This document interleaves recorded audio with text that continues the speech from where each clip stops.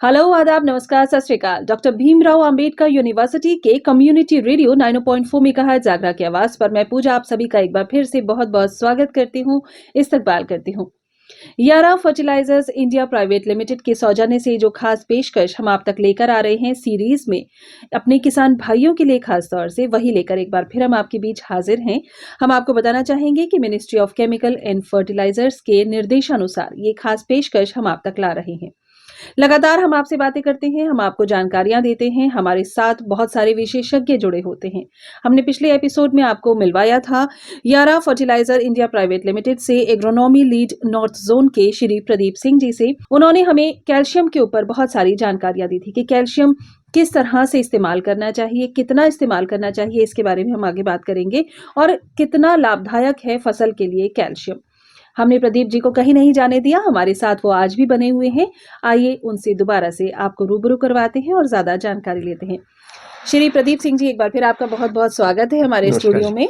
और पिछले एपिसोड में हमने बात ही की थी कैल्शियम के बारे में, कैल्शियम किस तरह से उपयोगी है हमारी फसल के लिए।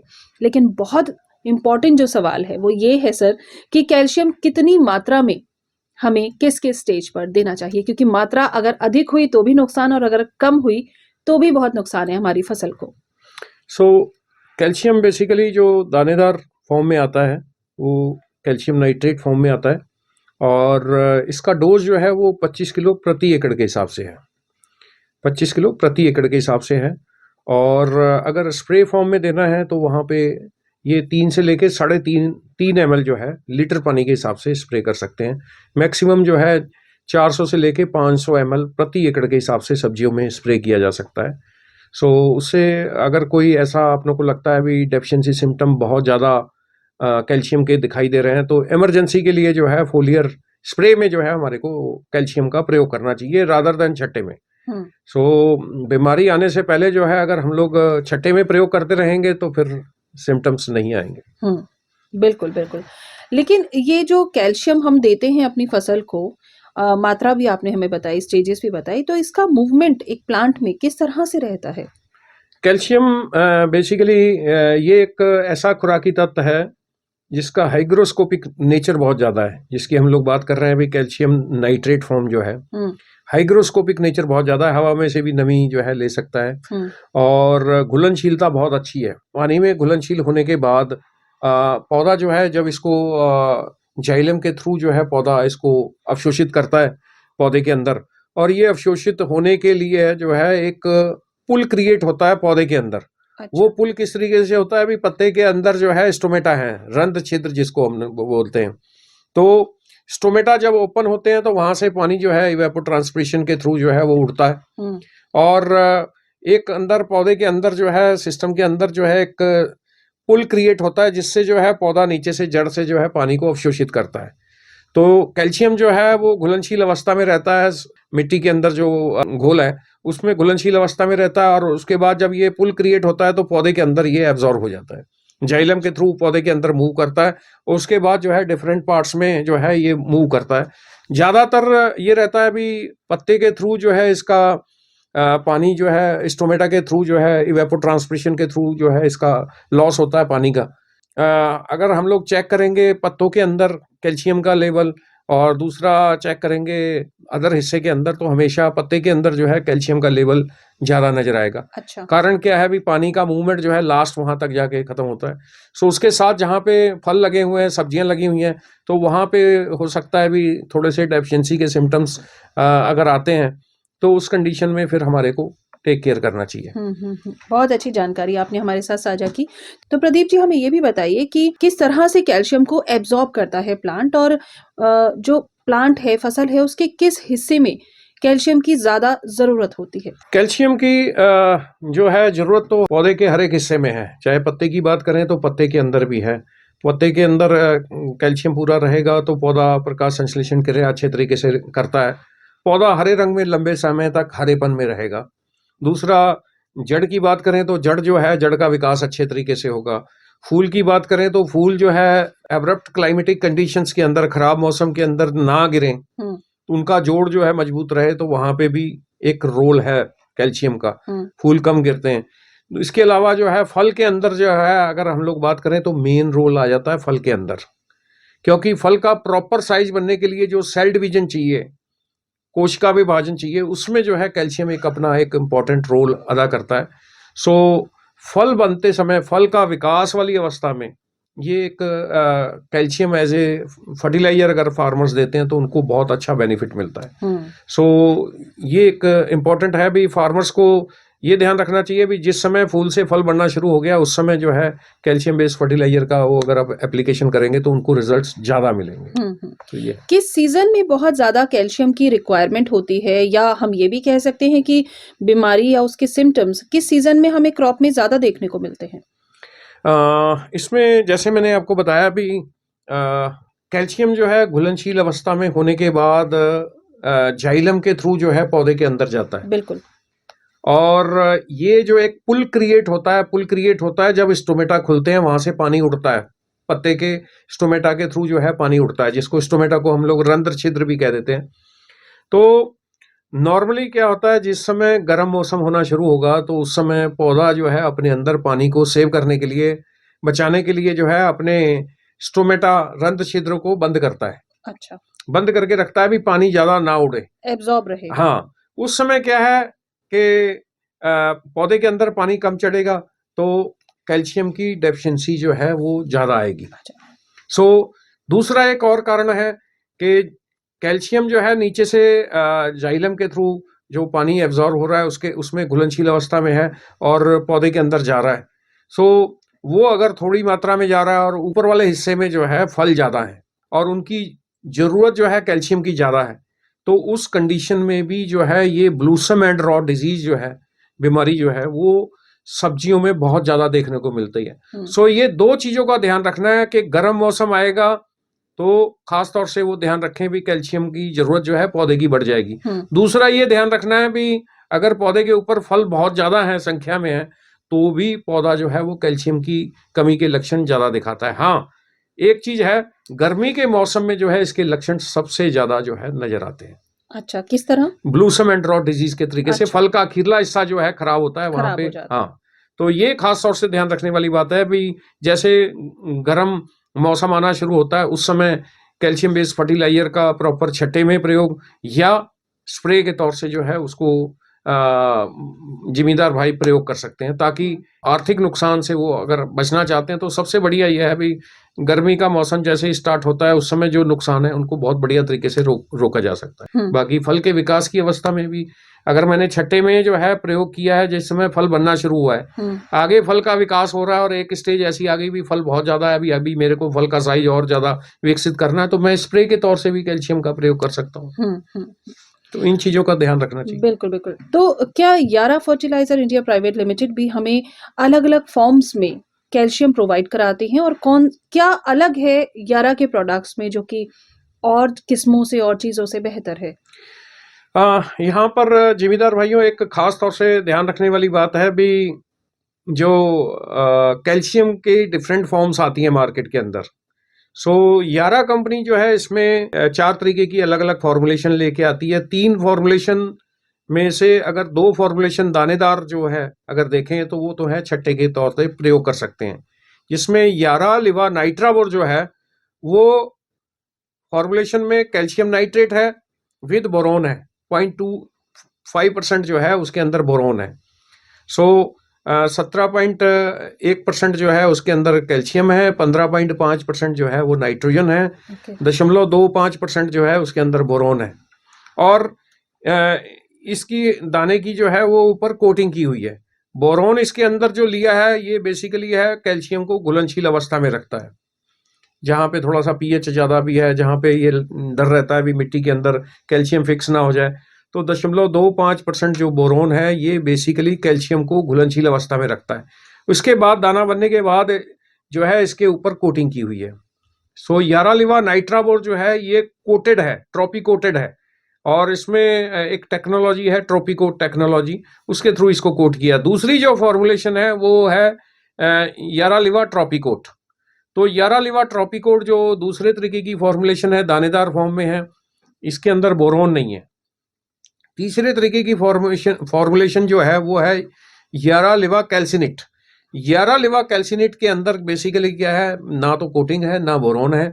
बेसिकली फर्टिगेशन के लिए जो है इसका प्रयोग किया जाता है, और ड्रिप में चलाना है या फोलियर एप्लीकेशन स्प्रे करने हैं तो उस कंडीशन में यारा लिवा कैल्सिनेट जो फॉर्मुलेशन है उसका प्रयोग करना चाहिए। अगर जिमीदार भाई कोई स्प्रे करना चाहते हैं या ड्रिप के अंदर चलाना चाहते हैं, अगर ये सॉइल ग्रेड वाला कैल्शियम नाइट्रेट का सिलेक्शन कर लेते हैं, जैसे यारा लिवा नाइट्रावोर है या यारा लिवा ट्रॉपिकोट है, तो उस कंडीशन में उनको सबसे बड़ा चैलेंज जो आता है भी, जब वो घोल बनाने के बाद जो उसके ऊपर दाने के ऊपर कोटेड मटेरियल है वो उनकी नोजल्स को चौक कर सकता है। उसके बाद वो फिर कॉल करेंगे यारा के कस्टमर केयर पे भी, आपका जो है प्रोडक्ट जो है हम लोग स्प्रे नहीं कर पा रहे हैं प्रॉपरली, इसका घोल नहीं बना है। तो वो जो कोटेड मटेरियल है जब घोल बनाएंगे तो पानी के ऊपरली सतह पे आ जाएगा, ऑर्गेनिक मटेरियल है। तो ये खास तौर से ध्यान रखना है भी। छठे में हमारा जो यारा कंपनी के जो 2 उत्पाद हैं, यारा लिवा नाइट्रावोर वो प्रयोग कर सकते हैं या यारा लिवा ट्रॉपिकोट प्रयोग कर सकते हैं। दूसरा जो है स्प्रे के फॉर्म में अगर जाना है तो स्प्रे के फॉर्म में जाने के लिए जो है सबसे बेस्ट जो है फॉर्मुलेशन आती है याराविटा स्टॉपिट करके।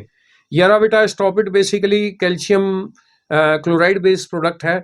इसके अंदर 11% जो है वो कैल्शियम है और प्योरली फॉर्मुलेटेड प्रोडक्ट है। और अगर कोई अपनों को इमरजेंसी लगती है भी, हाँ पौधे के ऊपर जो भी फल या सब्जी लगे हुए हैं उसके अंदर कैल्शियम की कमी आ रही है, फल ज़्यादा गिरना शुरू हो गया है, फल के अंदर फटने की शिकायत आ गई है, या फल के अखीरला हिस्सा खराब होना शुरू हो गया, ब्लूसम एंड रॉट डिजीज आ गई है, तो इमरजेंसी के लिए जो है इसको 3 से लेके 3.5 ml लीटर पानी के हिसाब से जो है जिम्मेदार भाई मैक्सिमम 1 एकड़ में जो है वो 400 से लेके 500 ml प्रति एकड़ के हिसाब से अगर स्प्रे करेंगे तो इमरजेंसी में उनका बहुत बढ़िया तरीके से फसल की कैल्शियम की जरूरत पूरी होगी, और उनको जो कैल्शियम की कमी से ये जो बीमारियां आ रही हैं उनका निराकरण बहुत अच्छे तरीके से जो है उनको मिलेगा। लेकिन एक आम किसान ये कैसे बाइफिकेट करे, ये कैसे जाने और समझे कि उसे कौन से कैल्शियम को स्प्रे करना है? आपने बहुत सारी वैरायटीज अभी बताई। हाँ, इसमें मैं ये कहूँगा भी जब भी आपने स्प्रे के लिए कैल्शियम लेना है मार्केट से, तो आपने ये कहना है भी बड़ा साफ दुकानदार को ये बताना है भी मैंने छट्टे में प्रयोग नहीं करना। छट्टे वाला जो कैल्शियम है वो उसके ऊपर कोटिंग है, जो स्प्रे वाला है उसके ऊपर कोटिंग नहीं है दानेदार में। और दूसरा जो फॉर्मुलेशन है घुलनशील अवस्था में जो है तरल जो लिक्विड कैल्शियम आता है उसका नाम है याराविटा स्टॉपिट। आप या तो दुकानदार को ये कहना है भी दानेदार में यारा लिवा कैल्सिनेट दे दो, या स्प्रे वाला जो लिक्विड फॉर्म में है तरल फॉर्म में है याराविटा स्टॉपिट दे दो। ये आपको जब भी आपने कैल्शियम का प्रयोग स्प्रे में करना है तब आप किसी भी काउंटर पे किसी भी विक्रेता बंधु के पास जाके अगर आप ये उत्पाद की डिमांड कर रहे हो तो आपको ये बताना पड़ेगा। अदरवाइज हो सकता है भी वो आपको छठे वाला कैल्शियम नाइट्रेट दे दे, यारा लिवा नाइट्रावोर दे दे या यारा लिवा ट्रॉपिकोट दे दे, और आप जब उसका घोल बना के स्प्रे करने लगो तो आपको प्रॉब्लम्स आनी शुरू हो जाए भी नोजल चौक हो रही है। तो ये आमतौर से शिकायतें जिम्मेदार भाइयों की यारा की कस्टमर केयर पे भी आती हैं भी, वो ये कहते हैं भी हमारे पास इस तरीके से मिल गया। तो बेटर ये होगा भी आप अपनी तरफ से ये डिमांड रखो भी हाँ हमारे को यारा लिवा कैल्सिनेट दो या याराविटा स्टॉपिट दो, ताकि आपको स्प्रे करते समय या ड्रिप में आपको ये दिक्कत ना आए भी कोई नोजल ना चौक हो। बिल्कुल। ये हाइग्रोस्कोपिक नेचर इसको खत्म करने के लिए, और सबसे पहले हाइग्रोस्कोपिक नेचर क्या होता है ये हमें आसान शब्दों में बताइए, और इसको खत्म करने के लिए क्या यारा के पास भी कुछ बेहतर और अच्छे प्रोडक्ट्स हैं जो कि केमिकल फ्री हैं? बेसिकली क्या है, यारा की जो ये फॉर्मुलेशन है कैल्शियम नाइट्रेट, ये इसका नेचर है हाइग्रोस्कोपिक नेचर। हाइग्रोस्कोपिक नेचर का मतलब हो गया अभी नमी को ये जो है बड़ी जल्दी अवशोषित करता है, अपने अंदर एब्जॉर्ब करता है और घुलनशील अवस्था में जाना शुरू हो जाता है जी। और जब ये घुलनशील अवस्था में जाना शुरू हो जाएगा तो फिर ये जो है दाना आपस में जुड़ना शुरू हो जाएगा, लंपीनेस आनी शुरू हो जाएगी, डला बनना शुरू हो जाएगा, लंपीनेस।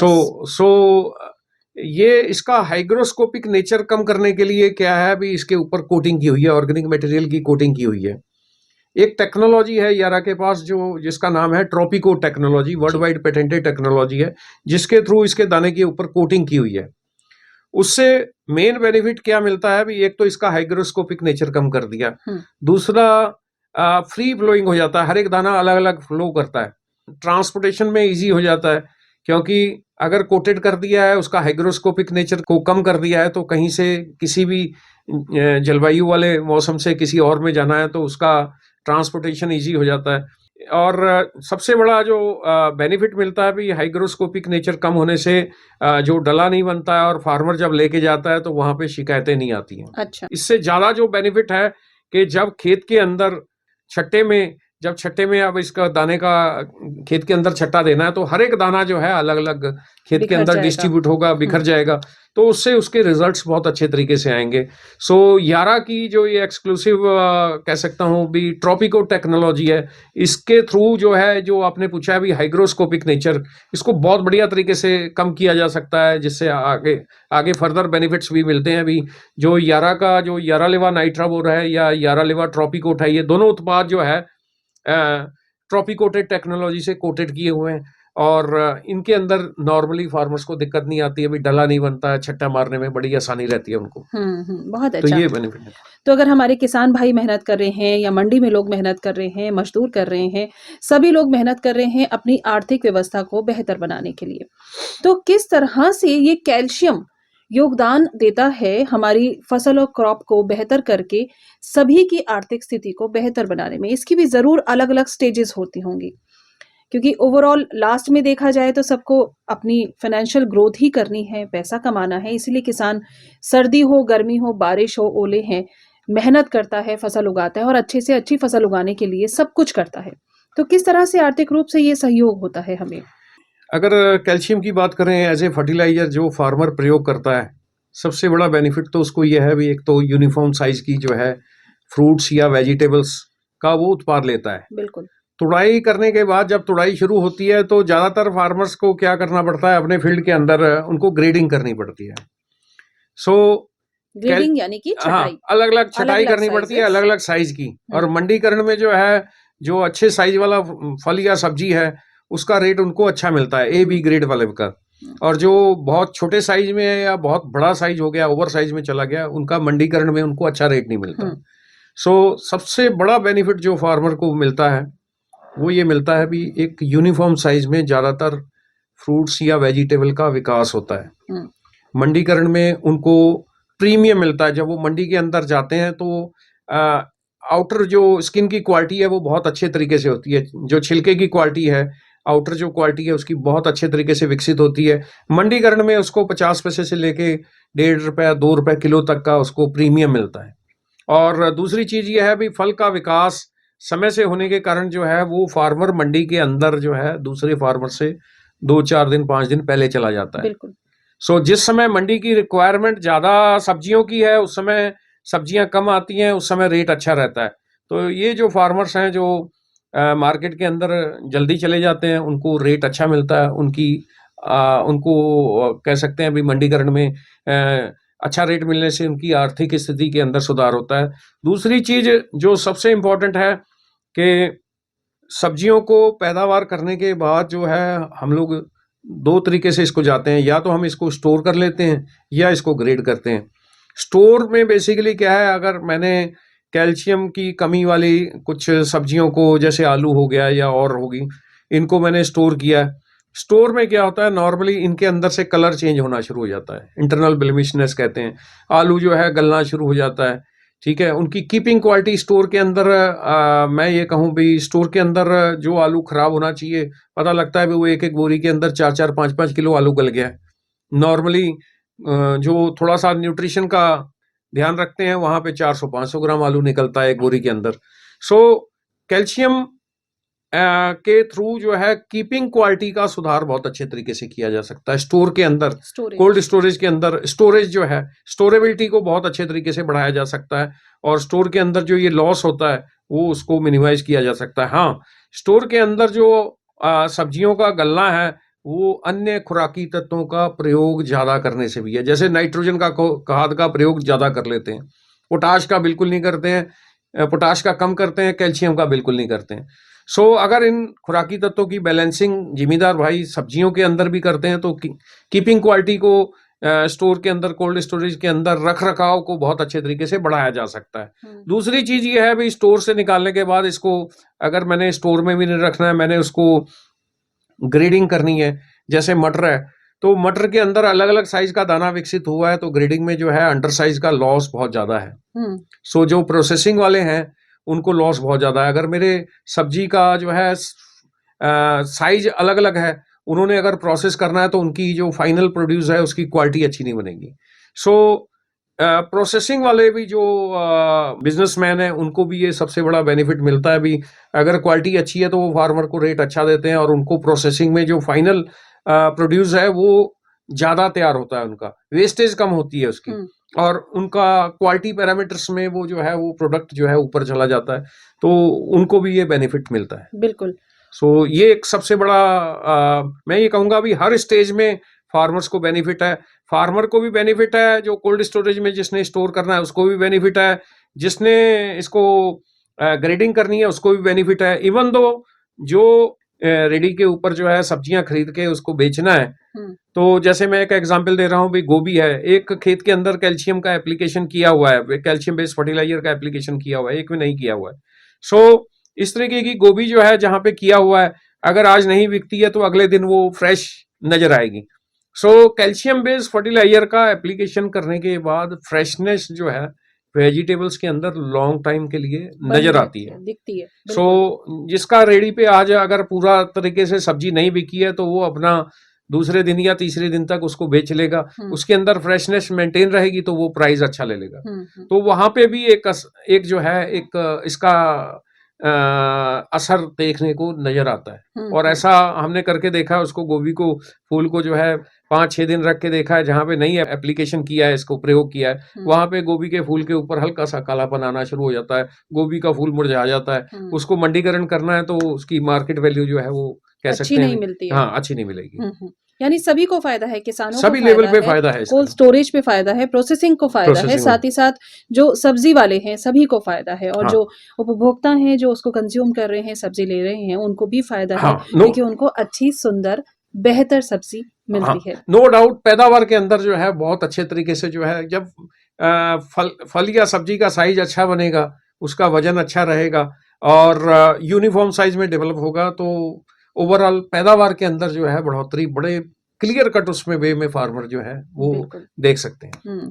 तो ये तो यही बात हो गई प्रदीप सिंह जी, जैसे इंसान को खड़ा रहने के लिए, सेहतमंद रहने के लिए कैल्शियम की बहुत जरूरत है अपनी हड्डियों को मजबूत रखने के लिए, वैसे ही हमारी फल, हमारी सब्जियों को, हमारे जितनी भी फसल है उसको सेहतमंद रखने के लिए कैल्शियम की बहुत ज्यादा जरूरत है। बिल्कुल जी, बिल्कुल। एक चीज मैं यहाँ पे थोड़ा सा और कहना चाहूंगा कि आजकल जो है कंपटीशन का युग है। ऐसा नहीं है भी हम सब्जियां उगा के हम लोग सिर्फ यहाँ पे डोमेस्टिक मार्केट के अंदर ही प्रयोग करेंगे, या फल उगाने के बाद हम लोग डोमेस्टिक मार्केट के, इंडिया की मार्केट्स के लिए ही प्रयोग करेंगे। आजकल मार्केट्स ओपन है, अगर हम अच्छी क्वालिटी की सब्जियां तैयार करके उसको प्रोसेस करके एक्सपोर्ट कर सकते हैं तो वहां पे भी जाया जा सकता है। सेम फलों के अंदर भी है, अगर हमारी क्वालिटी, फल की क्वालिटी अच्छी है, ग्रेड्स हम लोग अच्छे तैयार कर सकते हैं, ठीक है जी, तो हम लोग उसको मैक्सिमम एक्सपोर्ट भी कर सकते हैं।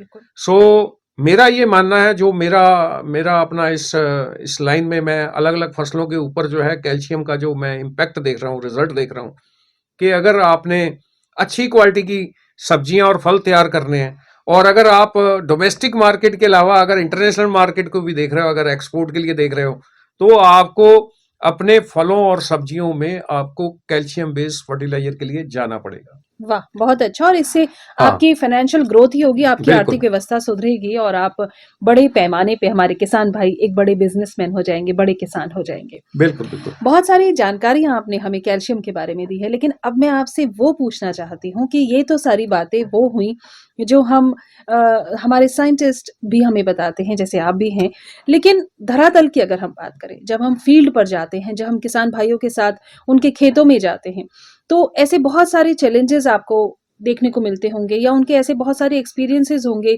जो आपको भी कई बार हैरान कर देते होंगे, और वो कहीं किसी किताब में नहीं है। कुछ उसके बारे में बताइए। यहाँ पर मैं अपना एक एक्सपीरियंस आपको बहुत बढ़िया तरीके से यहाँ पे शेयर करना चाहता हूँ। सारे जितने भी जिम्मेदार भाई यहाँ पे इस प्रोग्राम को देख रहे हैं, खीरे वाले फार्मर्स को मैं मिलता था, शिमला मिर्च वाले फार्मर्स को मिलता था, जहाँ जहाँ अलग अलग पॉकेट में शिमला मिर्च लगती है, जैसे मैं एक एग्जांपल दे रहा हूँ भाई, पंजाब के अलग अलग पार्ट्स में जहाँ भी शिमला मिर्च लगती है, ऐसी 4-6 पॉकेट हैं, और वहाँ पे 500 एकड़ से लेके 1000-2000 एकड़ तक जो है वो हरी मिर्च या शिमला मिर्च लगती है, कहीं पे खीरा लगता है। तो नॉर्मल ट्रेंड में क्या करते हैं फार्मर्स, जिमीदार भाई क्या करते हैं भाई, वो नाइट्रोजन खाद का प्रयोग बहुत ज्यादा करते हैं। दूसरा, फॉस्फेटिक फर्टिलाइजर का प्रयोग जिसमें डीएपी है उसका प्रयोग बहुत ज्यादा करते हैं। हर बार एप्लीकेशन करेंगे वो डीएपी का, हर बार प्रयोग करेंगे। सो इन खादों का तो प्रयोग वो बहुत ज्यादा करते हैं। अगर दूसरी तरफ जिन खादों ने क्वालिटी तैयार करनी है, उसमें पोटाश आ गया, कैल्शियम आ गया। जिन खादों ने साइज बनाना है, वो पोटाश आ गया, कैल्शियम आ गया। उन खादों का प्रयोग वो जो है अपने खेतों में बहुत कम करते हैं। सो मैं ऐसे फार्मर जो शिमला मिर्च के अंदर 7 बैग प्रयोग करते थे डीएपी का, मैं उनको 1.5 बैग तक लेके आया हूं। क्योंकि डीएपी फर्टिलाइजर अगर ज्यादा प्रयोग होगा आज की डेट में, अगर मैं 100 सैंपल मिट्टी के जांच करवाता हूं तो लगभग 70%, 60 से लेके 70% जो है मिट्टी के सैंपल के अंदर जो है फास्फोरस खाद का जो है वो लेवल जो है वो ज्यादा आ रहा है। सो अगर मिट्टी के अंदर फास्फोरस का लेवल ज्यादा है तो वो अन्य खुराकी तत्वों के लिए खतरा है। खास तौर से जिंक जो है खुराकी तत्व का, फिर वो अवशोषण नहीं करने देगा, उसके साथ जो है वो प्रेसिपिटेट करेगा सॉइल के अंदर, मिट्टी के अंदर जो है वो जिंक के साथ रिएक्शन करेगा। और वो पौधे को जिंक अगर उपलब्ध नहीं होगा तो जो जिम्मेदार भाई सब्जी की खेती करते हैं तो वहां पे उनको हो सकता है भी जिंक की कमी के लक्षण पत्तों के अंदर, और फूल लेट आने का, फूल कम आने का, वो दिक्कतें भी पैदा होती हैं। सो ऐसे जिम्मेदार भाइयों को मैं डीएपी के डोजेस कम करवा के, यूरिया के डोजेस कम करवा के, उनको मैं कैल्शियम और अन्य खुराकी तत्वों के ऊपर जब लेके गया हूं तो उनके सब्जी की क्वालिटी के अंदर, फल की क्वालिटी के अंदर बहुत अच्छे तरीके से सुधार आया। मंडीकरण में उनको रेट बहुत अच्छा तरीके से मिला है। और खास तौर से मैं ये जो आलू वाले जिम्मेदार हैं भाई हैं, उनको भी मैं ये कहता हूँ भी बहुत ज्यादा आलू के अंदर बहुत ज्यादा डीएपी का जो प्रयोग करते हैं। जो एक ट्रेंड चल रहा था, 4-4, 5-5 बैग डीएपी के डालते थे। तो अगर मिट्टी के अंदर फास्फोरस बढ़ेगा तो ये हमारे लिए आने वाले समय में बहुत सारी प्रॉब्लम्स पैदा करेगा। और ऐसे जिम्मेदार भाइयों को आलू के अंदर भी मैं जो है 4-4, 5-5 बैग से कम करवा के आज वो मैं उनको 3 बैग पे लेके आया हूँ। इसके अलावा ये खर्चे को मैं अन्य खादों के ऊपर प्रयोग करवा रहा हूँ, जो कि मिट्टी की जांच में ये पता लगता है भी उनके खेत के अंदर मैग्नीशियम की कमी है तो मैं उनको कहता हूँ मैग्नीशियम डालो। इसके अलावा कैल्शियम की कमी है तो आप उसको कैल्शियम में डालो। सल्फर की कमी है तो सल्फर पे। खाली यूरिया का छट्टा बार बार देना या डीएपी का छट्टा देना, उससे क्वालिटी के अंदर सुधार नहीं आता कभी। फल का साइज प्रॉपरली नहीं विकसित होगा, मंडीकरण में रेट अच्छे नहीं मिलेंगे, बीमारियों का अटैक जो है उनके खेतों में हमेशा ज्यादा आएगा।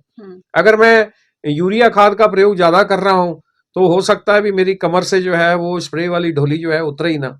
एक कीड़े का अटैक आया, मैं उसको कंट्रोल करूंगा, फिर दूसरी बीमारी का अटैक आ जाएगा, फिर मैं उसको कंट्रोल में करने लगूंगा। ये जो मैं ये कहूंगा भी ये प्रथा जो है गलत तरीके से खादों का प्रयोग करने से अन्य फसलों के ऊपर भी जो है कीटों का अटैक ज्यादा आना, बीमारियों का अटैक ज्यादा आना, बार बार कीटनाशक दवाइयों का, फफूंदी नाशक दवाइयों का प्रयोग करने से ये जो सारी चीजें आखिर फूड सिस्टम के अंदर आएंगी तो इससे जो है और अन्य बीमारियों का जो है वो विकास जो है वो एक गलत, मैं कहूंगा भी है। और इसको रोकना बड़ा जरूरी है। और बैलेंस न्यूट्रिशन जो है वो अगर जिम्मेदार भाई प्रयोग करेंगे तो उनका खर्चा भी कम होगा, मिट्टी जो है लंबे समय तक वो उर्वरक बनी रहेगी।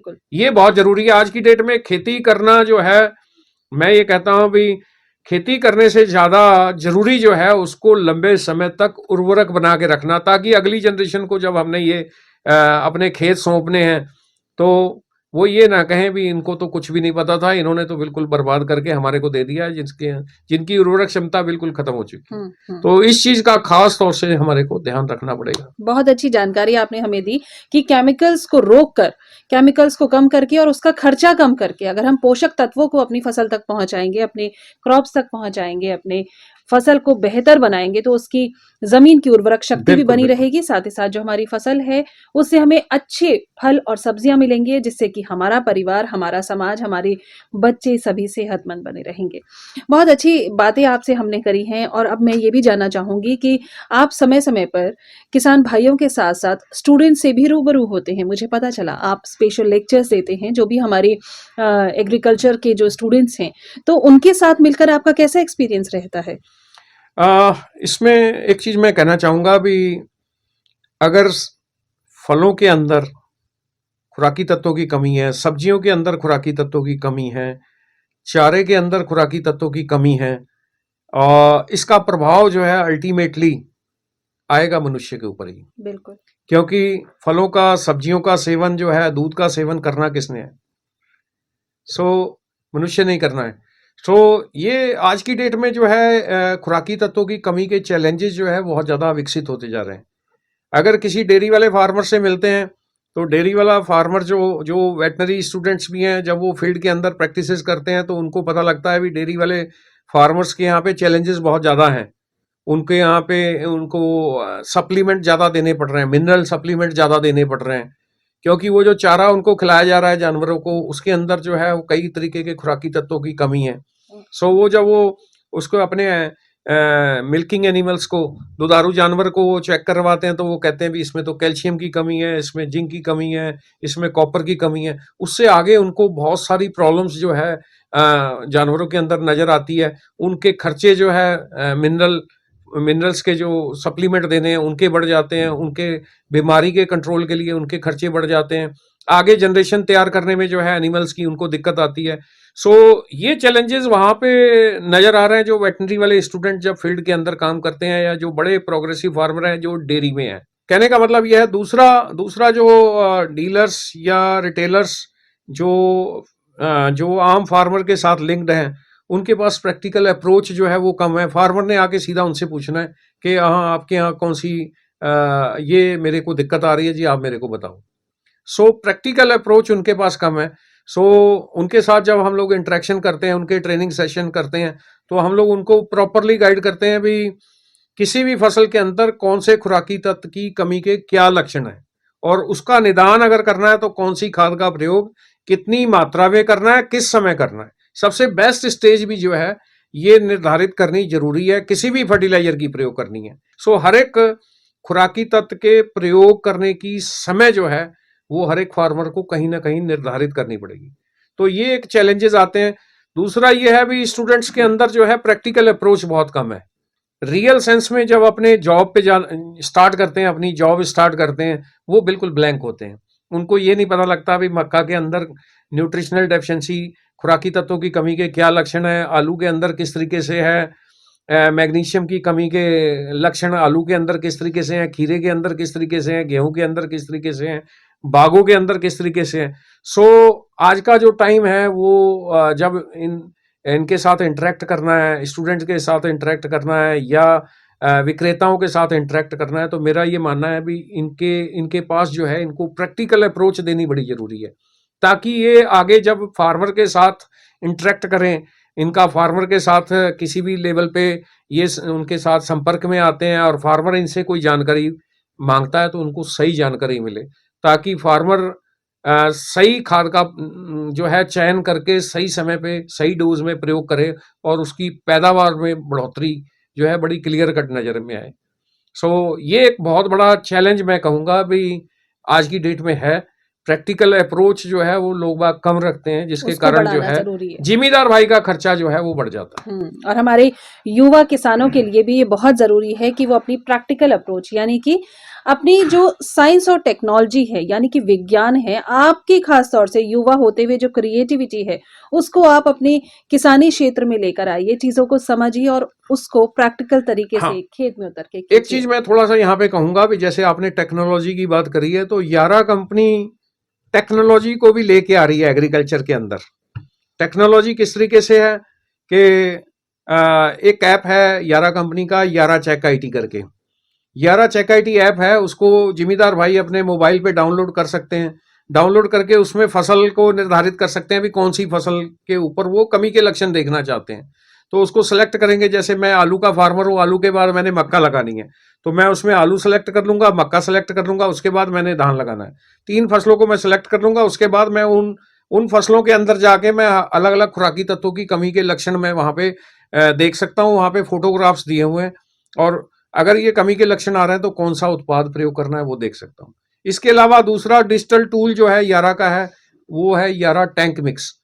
अगर मैं उस खाद का प्रयोग करना चाहता हूं, उस समय मेरे को कोई कीट का प्रबंधन करना है, फफूंदी का प्रबंधन करना है, फंगस का प्रबंधन करना है, तो क्या मैं उन कीटनाशक दवाइयों को, फफूंदीनाशक दवाइयों को इन खादों के साथ मिक्स करके प्रयोग कर सकता हूं?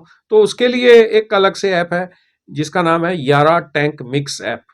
सो यारा टैंक मिक्स ऐप को जो है वो मैं अपने मोबाइल पे डाउनलोड करके वहां से मैं चेक कर सकता हूं भी हाँ, मैंने जिंक का प्रयोग करना है, स्प्रे वाली जिंक का याराविटा जिंट्रैक का प्रयोग करना है, उसको मैं 1261 के साथ प्रयोग कर सकता हूँ, नहीं कर सकता हूँ। वहां पे फास्फोरस है, यहाँ पे जिंक है, जब आपस में मिलाएंगे घुल फट जाएगा। तो वो उसके अंदर रिपोर्ट आएगी एक क्रॉस की, रेड कलर के क्रॉस की भी इसको मिक्स करके प्रयोग नहीं किया जा सकता। तो ये एक डिजिटल टूल्स हैं जिसका फार्मर को हमेशा प्रयोग करना चाहिए। बहुत सारी अच्छी जानकारियां आज प्रदीप सिंह जी आज आपने हमारे बीच में साझा की हैं। बहुत सारी अच्छी जानकारियां कैल्शियम पर खासतौर से हमारे को मिली हैं। हम चाहेंगे कि अगले एपिसोड में भी हम आपके साथ बने रहें और अगले एपिसोड में हम बात करेंगे बोरोन के बारे में। जरूर जी। बहुत बहुत धन्यवाद। Thank you so much for being with us. धन्यवाद। तो फिलहाल पूजा को दीजिए इजाजत। अभी हम और आपसे बात नहीं कर पाएंगे, लेकिन हाँ, अगले एपिसोड में फिर से हमारे साथ यारा के एक्सपर्ट यानी कि श्री प्रदीप सिंह जी बने रहेंगे और बोरोन के इस्तेमाल, बोरोन कितना जरूरी है, कैसे जरूरी है, इस सब पर बहुत सारी चर्चा आपसे होगी। तब तक के लिए मुझे दीजिए इजाजत। नमस्कार। धन्यवाद।